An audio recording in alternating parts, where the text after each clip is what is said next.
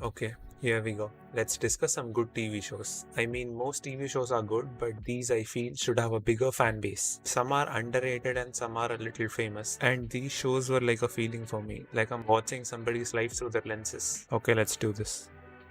The first one is Fleabag. I know this is a famous one, but the story is actually a little sad, at least in the end. Now, I don't want to spoil it, but the thing about the show is it starts off with a nice and happy tone. It's funny and the story is good, but then in the second season, a new character is introduced and the story stays the same, but it now also has a love story angle. And this show is one of the best shows out there because the protagonist keeps on breaking the fourth wall. It's a must watch.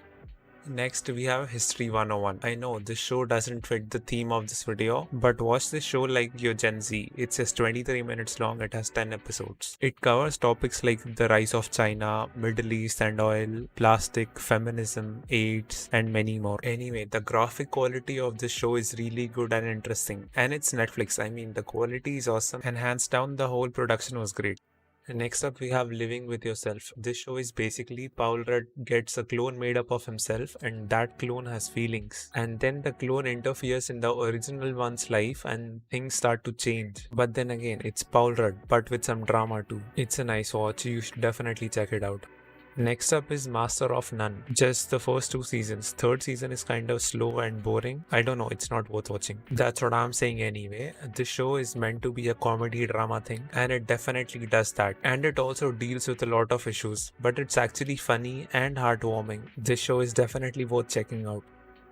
Next is Rami. If you have heard about this show, well, congrats. If not, then you need to watch this show as soon as possible. This show is a comedy drama. Basically, the protagonist is a young guy who is trying to find happiness and purpose of his life with religion. Oh, did I mention he's a first generation American? So it also has an immigrant and a brown family vibe. It's actually a show that we needed as a whole generation. You have to watch this show to understand how a person deals with all of his problems, to find peace, but ends up messing it up. I might not be explaining it properly, but this is definitely worth watching, and it's one of my favorite shows.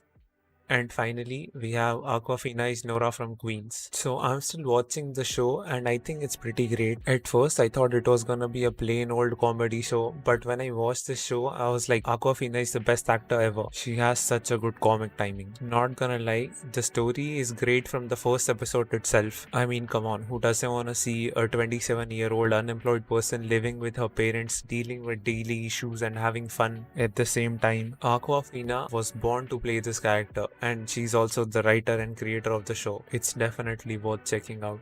This list does not include shows like Friends, How I Met Your Mother, Big Bang Theory, or The Office. They are already popular.